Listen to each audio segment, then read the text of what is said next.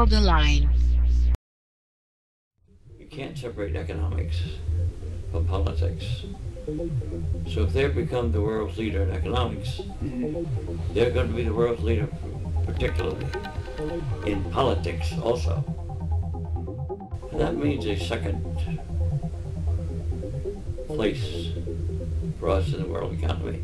I see that coming. And I'm not sure how well the American people are going to accommodate themselves psychologically to that. Yeah, that's a big change. Absolutely change. You know, we're the greatest, all this type of stuff. That's in the process of changing now. So I think we're in for a couple of decades, maybe a lifetime, for you folks being born in, that's to me, very, very difficult times.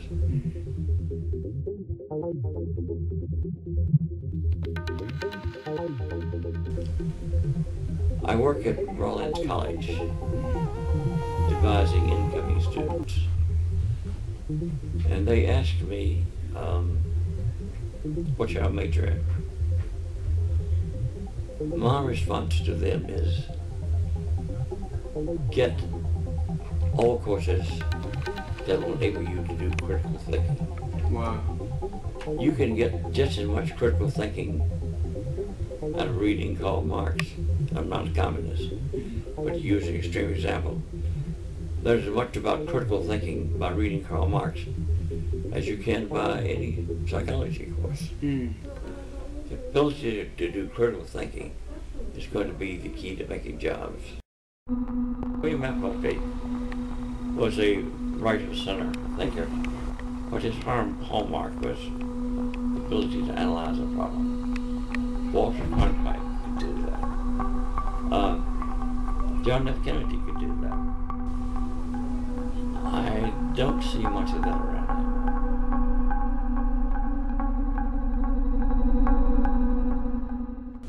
here. The fact that his approval rating has dropped so rapidly, down to close to 50%, tells me that he has things to learn too. I think he potentially has that quality, but I worry a little bit about Obama getting carried away by Obama. That much adulation, human nature, is going to go to your head a little bit. I think, frankly, he's making too many speeches. Too much in the public eye? Too much in the public eye. Yeah. You know, to some extent, we as Americans are Hollywood-oriented, you know, and we see a particular movie star too much, we lose... it loses pizzazz. That pizzazz, yeah. So I think a little bit of that is happening, but I do think he will regain his footing. The critical point is going to be the midterm election. I suspect he'll lose the House, and then he will really be in position of having to live up to all these expectations, which I think he will. Yeah. We're blessed that we have him, but I think he's going through a learning phase now, and that also bothers me, because I'm not sure that the things that he's doing, the stimulus program, for example, are the type of things that are going to create jobs. You know, we still are not building the bridges or paving the roads or any of the things that have to be done to infrastructure. Yeah. It's going to be a couple years down the road. In the meantime, there are things that I think you should do that we're not doing to create jobs. One of the things, let me give you an example of what I'm talking about. in the need for Obama's growth.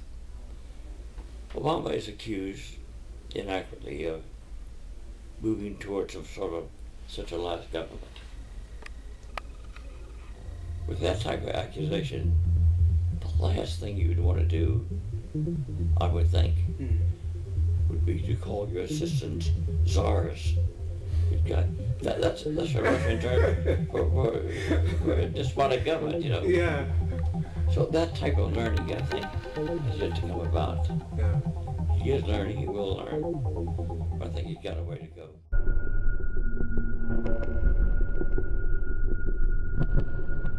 In 1939, we nationalized the U.S. government industry. That's what got us out of depression. Now, let's take that as a model. I think what we are in the process of doing now is again nationalizing U.S. industrial industry. We're doing it slowly, incrementally, but gradually and surely. Can you give me an example of a stage of where we're at? Rescuing the banks. In fact, the large banks, 12, perhaps as many as 200, depending on how you want to measure it, had great difficulty. We moved in effect, took them over. We bought General Motors.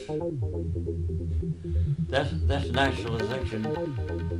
Any measure that you want to put. As the government gets more and more involved in creating jobs, we are more and more nationalizing U.S. industry. Now, I like not to say that that's good or bad. I like to just say it's a term that emulates very much what we did in 1939 for different purpose, but much the same economic reality. Keynes warned about a lot of dangers. For example, in his very fancy words, he said some parts of the economy, banks specifically, one of the parts he mentioned, are going to have a high liquidity preference. That's a fancy way of economists saying, if you give them money, they're going to keep it. They're not going to spend it. So nobody should have been surprised that they did that. World Aligned.